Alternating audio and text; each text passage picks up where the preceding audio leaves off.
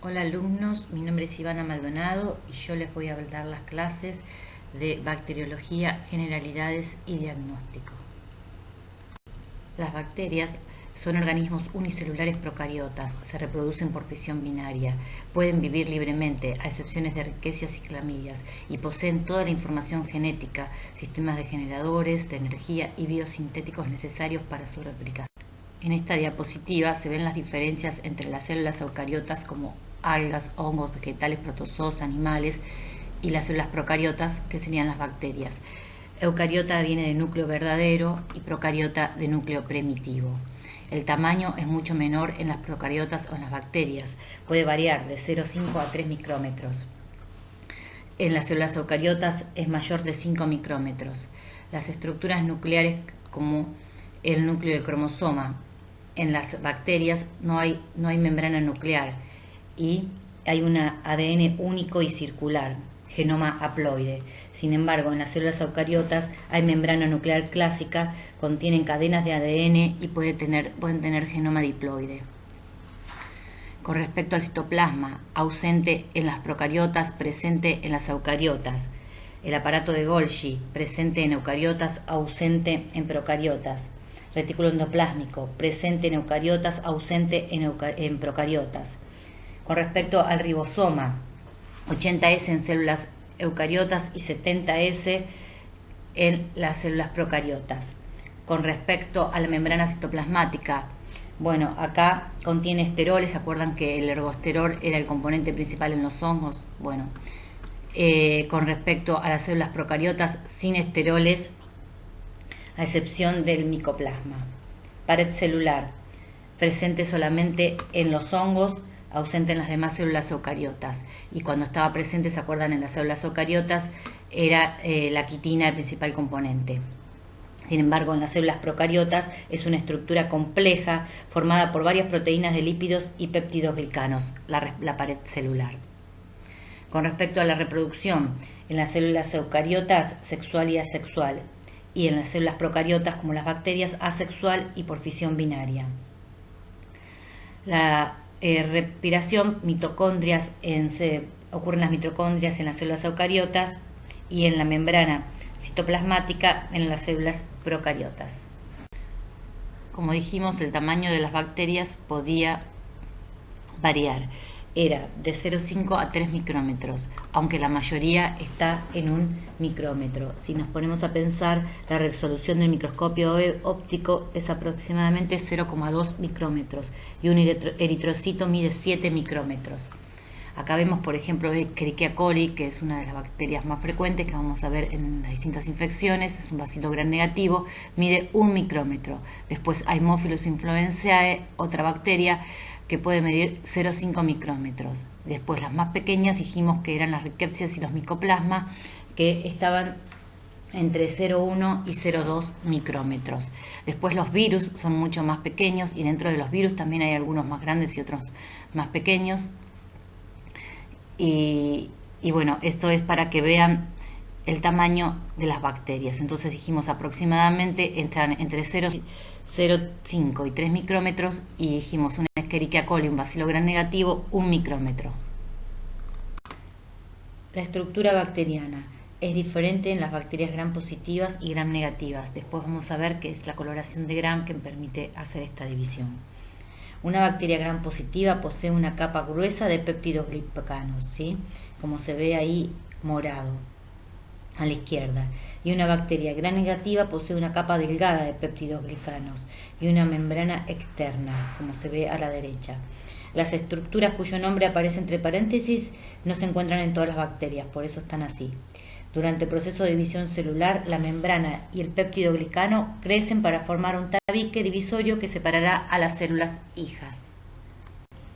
Bueno, entonces con respecto a la estructura bacteriana, teníamos la envoltura, que era la pared con péptidoglicanos a excepción de micoplasma. Esta pared era diferente en gram positivos y gram negativos, como vimos en el esquema anterior. Y después vamos a repasar otra vez esto. Membrana citoplasmática no contiene esteroles. Y la cápsula, que puede estar en algunas bacterias gram positivas o gram negativas, se encuentra rodeando la pared. puede estar compuesta por proteínas o polisacáridos. Y lo que tiene la cápsula es que es poco antigénica y es antifagocítica. Entonces constituye un factor verdadero de virulencia. Algunas bacterias como Streptococcus pneumoniae, algunos ejemplos de bacterias que tienen cápsulas, Klebsiella pneumoniae también. ¿Sí? Después, con respecto al citoplasma, no posee membrana nuclear, posee un único cromosoma circular, ribosomas en el citoplasma 70S, que es más pequeño que las células eucariotas, no contiene organelas citoplasmáticas. Y después hay otras estructuras, como por ejemplo los flagelos, que son propulsores, que son para el movimiento, ¿sí? Las fimbrias, que es más pequeño que los flagelos, también para el movimiento y para la adhesión. Son, por ejemplo, las fimbrias de Escherichia coli son importantes en la adhesión, en las infecciones urinarias. Después los pilis sexuales, que se unen a otras bacterias y configuran una estructura como un túbulo, forman para la transferencia de segmentos de cromosomas bacterianos. Y después tenemos las esporas, que las esporas las producen algunas bacterias gram positivas, como por ejemplo los Clostridium, los Bacillus, que en condiciones ambientales adversas quedan en estado vegetativo o estado de latencia o estado de espora, como por ejemplo cuando hay desaparición de nutrientes. La morfología de las bacterias. Bueno, esta puede ser diferente. Vamos a tener estructuras de cocos, bacilos, cocobacilo, que es un intermedio entre los dos, fusiforme, así con esta estructura alargada, espiralada, espiroquetas, forma curva así como vibrio. Son distintas morfologías. Y en la imagen de atrás lo que se muestra es la coloración de Gram, estas mismas morfologías con la coloración de Gram, que ahora vamos a ver qué es. La tinción de Gram, que fue descubierta y lleva el nombre de un bacteriólogo danés, me permite diferenciar las bacterias en Gram positivas o Gram negativas, para ir dando una distinción entre las mismas en poco tiempo. Es rápida, sencilla, ¿sí? Las bacterias se fijan con calor o se dejan secar sobre el portaobjetos. Luego se tiñen con cristal violeta, que es un colorante que se precipita con yodo. Después se elimina el exceso del colorante y el no ligado lavado al porta con un decolorante, cuya base es la acetona, la principal, y con agua. Luego se añade un contracolor, que es la safranina, para teñir las células decoloradas. Este proceso lleva aproximadamente 10 minutos. Las bacterias gram positivas se tiñen de color violeta porque el colorante queda atrapado en la gruesa capa de péptidoglicanos que dijimos que tenían. Y las bacterias gram negativas, que tienen una capa de péptidoglicanos mucho más delgadas, no retiene el cristal violeta y quedan de color rosa. Acá lo mismo, tenemos un bacilo, un coco, no sabemos si son gram positivos o gram negativos, entonces hacemos la coloración de gram. Entonces tenemos violeta de genciana o cristal violeta, es lo mismo, por 30 segundos lavamos con agua, 2 segundos, después le colocamos la solución de yodo, 1 minuto, enjuagamos con agua, luego el decolorante, cuyo principal componente es la acetona, enjuagamos y agregamos el contracolorante, que puede ser fucsina o safranina. Enjuagamos y vemos al microscopio. Entonces, si la bacteria es gram positiva, va a quedar violeta. ¿Por qué? Porque retiene el primer colorante. Si la bacteria es gram negativa, va a quedar rosada, ¿sí? Toma el segundo decolorante. ¿Por qué? Porque la bacteria gram negativa tenía una capa pequeña de peptidoglicanos que no retiene el cristal violeta o el violeta de genciana. Acá vemos la estructura de una bacteria gram positiva. Como dijimos, la bacteria gram positivas tiene una gruesa capa de peptidoglicanos, ¿sí? Compuesta principalmente por ácido teicoico y lipoteicoico. La estructura principal de esta gruesa capa y compleja de peptidoglicanos, se observa acá en esta imagen, tiene una forma similar a un exoesqueleto de insectos, por ejemplo. La diferencia es que es porosa y deja pasar distintos metabolitos. El peptidoglicano es un elemento clave para la estructura, la replicación y la supervivencia de las células en condiciones normalmente hostiles en las que pueden proliferar las bacterias. En esta diapositiva vemos distintas distintas bacterias gram positivas y vemos con las distintas morfologías. Por ejemplo, vemos en la imagen arriba a la derecha que vemos los cocos gram positivos en racimos, que por ejemplo pueden ser del género Staphylococcus. Después, arriba a la izquierda, los cocos gram positivos en cadena. Por ejemplo, acá tenemos géneros de Streptococcus o Enterococos, ¿sí? Después podemos tener bacilos abajo a la izquierda, bacilos gram positivos, como del género Bacillus, Clostridium. También vemos en el medio algunos cocos que están en cadenas, o también pueden estar algunos en diplococos, que por ejemplo Streptococcus pneumoniae es un diplococo gram positivo. Y después tenemos bacilos largos ramificados gram positivos, de géneros Nocardias y otros Actinomyces. Acá vemos una bacteria gram negativa que posee, como dijimos, una capa de péptidoglicanos delgada que constituye solamente entre un 5 y un 10% de la pared, y después tiene una membrana externa que contiene lipopolisacáridos, fosfolípidos y proteínas, y el espacio periplásmico que existe entre la membrana citoplasmática y la membrana externa, que contiene las proteínas de transporte, degradación y síntesis de la pared celular. La membrana externa está unida a la membrana citoplasmática en unos puntos de adhesión que se fijan al péptidoglicano por enlaces de lipoproteínas. La estructura del lipopolisacárido. El lipopolisacárido o endotoxina, que está presente principalmente en las bacterias gram negativas en la membrana externa, ¿sí? Está formado por tres regiones estructurales: el lípido A, una región central de core, y el antígeno O. El lípido A constituye un componente básico del lipopolisacárido que es esencial para la viabilidad de la bacteria, y aparte es el responsable de la actividad endotóxica del lipopolisacárido. Después viene la región central y por último la parte del antígeno O. La estructura del antígeno O puede variar en distintas bacterias. Por ejemplo, tenemos en el serotipo de Escherichia coli enterohemorrágica el serotipo O157H7, que es uno de los responsables del síndrome urémico hemolítico. Y está siempre el antígeno O hacia el exterior. Después al lado tenemos un lipo-oligosacárido, ¿sí? Que por ejemplo lo tienen las bacterias pertenecientes al género Neisseria. Carece de la porción O del lipopolisacárido y se desprende con facilidad de la célula bacteriana. Y este antígeno O es más corto y consigue que Neisseria sea más susceptible a la lisis mediada por el sistema complemento del huésped. Entonces, como dije antes, el lipopolisacárido se encuentra en la parte externa, membrana externa de los gram negativos. Se une a las células del huésped, se une a receptores en la célula huésped, activa los linfocitos B, induce la liberación de interleuquina 1, 6, factor de necrosis tumoral y otros factores por parte de los macrófagos, células dendríticas y otras células. Los lipopolisacáridos pueden ocasionar fiebre y provocar un shock y llevar a sepsis. Acá vemos distintas estructuras de bacterias gram negativas. Algunos son bacilos, similares a enterobacterias.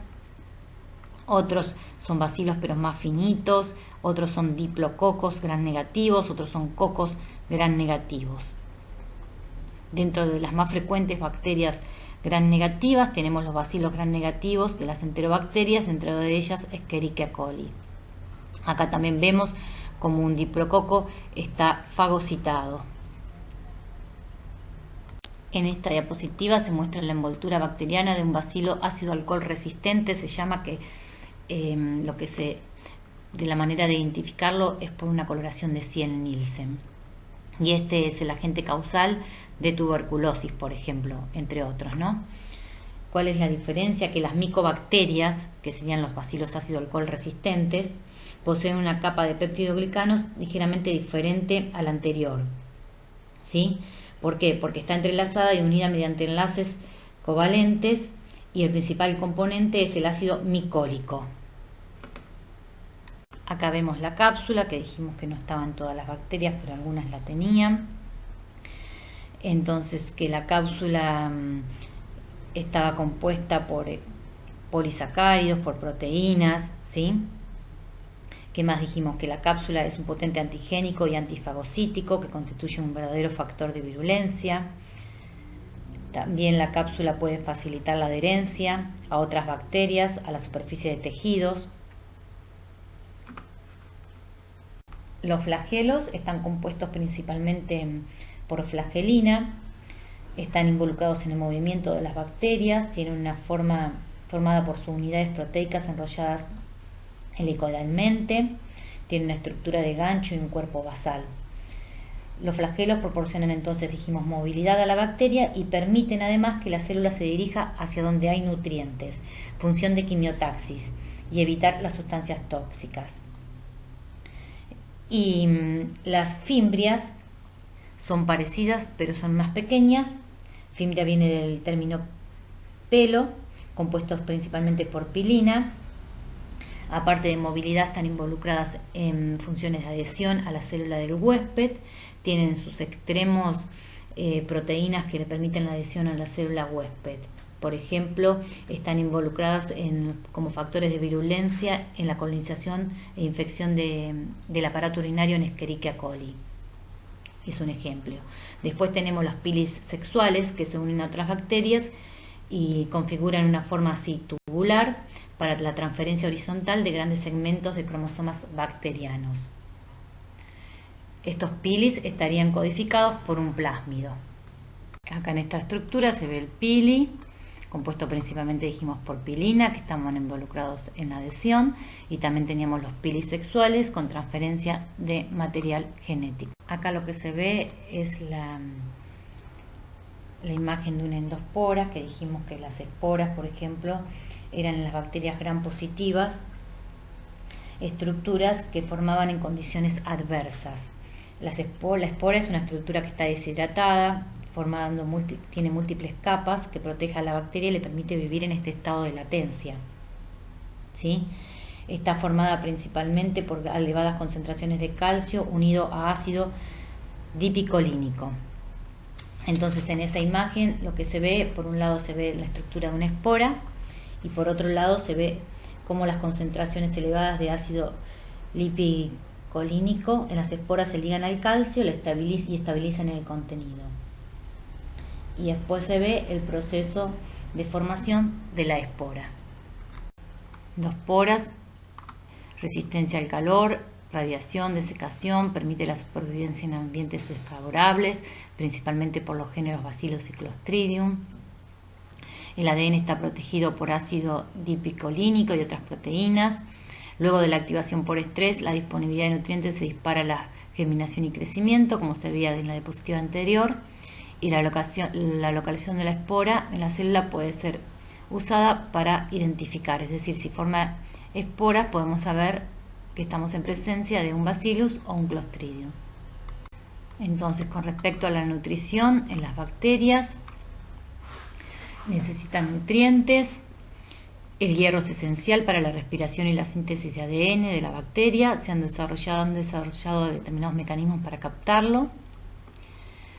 Y puede ser por dos mecanismos: energéticos, reacciones de mantenimiento, o biosintéticos, por reacciones plásticas o anabolismo. En esta diapositiva se muestra la nutrición bacteriana, la clasificación desde el punto de vista biosintético. Autótrofas fotosintéticas, como las bacterias sulfúreas, verdes y purpúreas. Cuando son autótrofas emplean compuestos inorgánicos para sintetizar compuestos orgánicos. Y tenemos las autótrofas quimiosintéticas también. A diferencia de las fotosintéticas, utilizan la energía que se desprende de ciertos compuestos inorgánicos al oxidarse. Y por otro lado tenemos las heterótrofas, que emplean compuestos orgánicos para sintetizar sus propios compuestos orgánicos. Las bacterias de vida libre suelen ser saprófitas o ambientales, viven sobre materia orgánica muerta. Muchas viven en relación estrecha con otros organismos, de ellos la mayoría son comensales y no causan daño ni aportan beneficios al huésped. Algunas son parásitos, producen enfermedades y otras son simbiontes. Entonces dijimos que podían ser autótrofas, que incorporan materia inorgánica del medio con la que fabrican su materia orgánica, o heterótrofas, utilizan como fuente de materia orgánica y elaboran su propia materia orgánica, en que las autótrofas podían ser fotosintéticas, obtenían la energía de la luz, o quimiosintética, obtenían energía a partir de compuestos inorgánicos. Clasificación según cómo utilizan el oxígeno. Pueden ser aeróbicas, necesitan oxígeno para crecer. Microaerofílicas, algunos aerobios necesitan concentraciones de oxígeno inferiores a los de la atmósfera, de 2 a 10 nada más. Y podían ser anaerobias. Las anaerobias pueden crecer en ausencia de oxígeno, debido a que pueden usar aceptores finales distintos del oxígeno, o porque poseen metabolismo estrictamente fermentativo.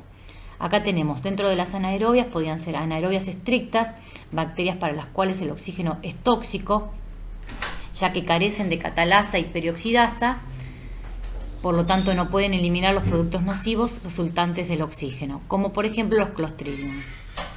Anaerobias aerotolerantes soportan algunas concentraciones de oxígeno, por ejemplo los del género Streptococcus, y anaerobias facultativas. Pueden realizar metabolismo energético aerobio o anaerobio, dependiendo del ambiente y de la disponibilidad de los aceptores finales de electrones, por ejemplo las enterobacterias. En este esquema lo que se ve representado es la clasificación que vimos anterior, dependiendo las necesidades de oxígeno. En el 1, aerobios obligados, por eso están en la parte de arriba del tubo, cerca del oxígeno, necesitan el oxígeno para crecer. Después, anaerobios obligados, están en la parte del fondo del tubo. ¿Por qué? Porque el oxígeno les es tóxico. Aerobios facultativos pueden crecer en cualquier parte del tubo porque pueden crecer tanto con metabolismo aerobio como anaerobio, dependiendo de las condiciones del ambiente. Microaerofílicos están en una parte un poquito más abajo del extremo del tubo. ¿Por qué? Porque necesitaban concentraciones de oxígeno un poco inferiores. Y aerotolerantes soportan el oxígeno, ¿sí? Son anaerobios, pero pueden crecer también en condiciones de aerobiosis. Acá vemos una imagen de la reproducción bacteriana. La replicación de la bacteria es un proceso coordinado durante el cual se producen dos células hijas idénticas, ¿sí? Acá en el esquema se ve como la división de la célula bacteriana ocurre la replicación, que requiere una extensión de la pared celular, así como la replicación del cromosoma y la formación de un tabique. La fijación del ADN a la membrana arrastra cada cadena hija hacia el interior de una nueva célula. Una imagen por microscopía electrónica donde se ve la división celular. Entonces dijimos, a medida que crece la membrana bacteriana, los cromosomas hijos se separan y se forman dos células hijas idénticas. Acá vemos las distintas fases de crecimiento bacteriano, ¿sí? Entonces, si nosotros añadimos bacterias a un medio de cultivo, es decir, a un medio en el cual tienen los nutrientes para que la bacteria crezca, ¿no?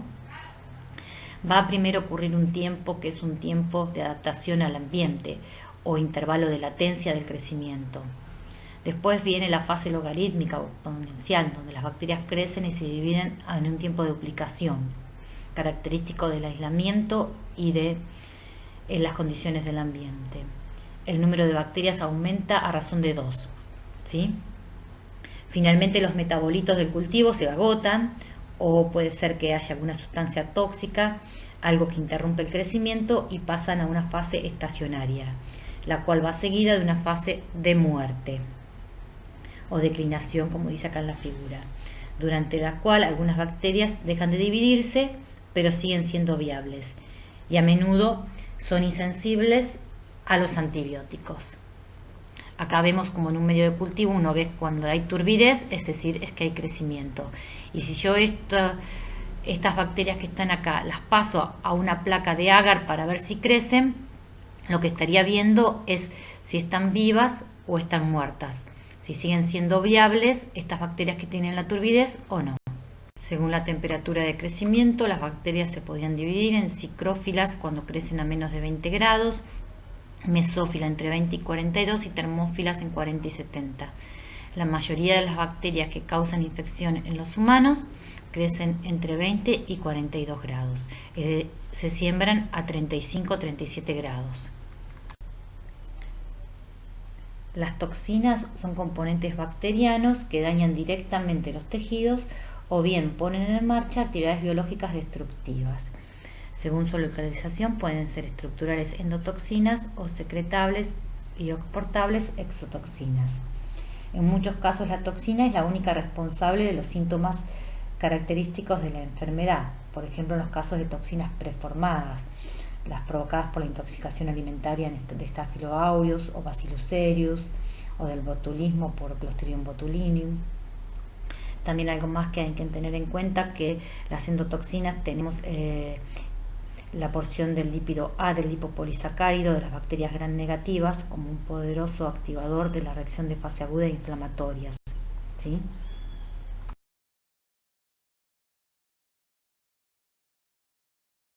Acá vemos en esta figura bacterias extracelulares, cuáles son los principales mecanismos para erradicarlas: inflamación y fagocitosis, opsonización por la vía del complemento, inflamación o lisis bacteriana. Son las que pueden replicarse fuera de las células eucariotas. Los patógenos intracelulares tienen la capacidad para ingresar y multiplicarse en el interior de la célula, por lo general en los fagocitos. Las bacterias pueden contener elementos genéticos extracromosómicos como plásmidos y bacteriófagos, que son virus bacterianos. Estos elementos son independientes del cromosoma bacteriano y en la mayoría de los casos se pueden transmitir de una célula a otra. Como vemos acá, los plásmidos, que son material extracromosómico, ¿sí?, que se replica independientemente y puede ser transferido de una bacteria a otra. Y después los transposones, que son genes saltarines, se los llama, son unos elementos genéticos móviles que pueden transferir ADN de una posición a otra del genoma o entre distintas moléculas de ADN dentro de una misma célula. Los bacteriófagos son virus bacterianos con un genoma de ADN o ARN protegido generalmente por una membrana o una capa de proteínas. Estos elementos genéticos extracromosómicos pueden sobrevivir fuera de la célula del huésped y ser transmitidos de una célula a otra. Los bacteriófagos infectan a la célula bacteriana y pueden replicarse hasta alcanzar un gran número y condicionar la lisis celular. Eso se llama infección lítica, o en algunos casos integrarse al genoma del huésped sin destruirlo, y ese es el estado lisogénico, como sucede en el caso del bacteriófago lambda en Escherichia coli. Variación bacteriana. Bueno, las mutaciones se definen como cualquier modificación de la secuencia de las bases del ADN. Estas mutaciones pueden ser distintas según la cantidad de bases o el tipo de bases que se altere, ¿sí? Puede ser una mutación silenciosa, puede ser una mutación con sentido erróneo, una mutación conservadora, una mutación sin sentido, distintos tipos de mutaciones que van a llevar a distintos cambios o no. Después tenemos transformación del material genético, ¿sí? El intercambio de material genético entre las células bacterianas puede tener lugar a través de tres mecanismos. Transformación, que es la captación, cuando es una captación activa y la incorporación del ADN exógeno o extraño. Transducción, la cual se caracteriza por la transferencia de información genética de una bacteria a otra por medio de un bacteriófago. Y conjugación, que consiste en un apareamiento o intercambio cuasi sexual de información genética entre una bacteria donante y una bacteria receptora. Acá tenemos un esquema de la transferencia de material genético. Entonces dijimos, el primero, conjugación. Se produce una transferencia unidireccional de ADN desde una célula donante o macho hasta una célula receptora o hembra, a través del llamado pili sexual. El tipo de acoplamiento o sexo de una célula depende de la presencia de una célula macho o ausencia de una célula hembra de un plásmido conjugativo, como es el plásmido F de Escherichia coli. Después tenemos transformación, es el proceso mediante el cual las bacterias captan fragmentos de ADN desnudo y lo incorporan a su genoma. Acá vemos como una bacteria que es sensible adquiere por transformación un segmento o un fragmento de ADN que le va a dar resistencia a un determinado antibiótico. Y por último tenemos el de transducción, que es la transferencia genética por transducción. Está mediada por bacterianos o bacteriófagos, que captan fragmentos de ADN y los almacenan en el interior de una partícula de bacteriófago. Acá vemos una imagen de un pili sexual, donde en el proceso de conjugación, donde se produce una transferencia unidireccional de ADN desde una célula donante o macho hasta una célula receptora o hembra. Bueno, esta fue la primera clase de bacteriología, donde hablamos de generalidades, que como siempre es recomendable que se complemente con los capítulos del libro de microbiología correspondientes al tema.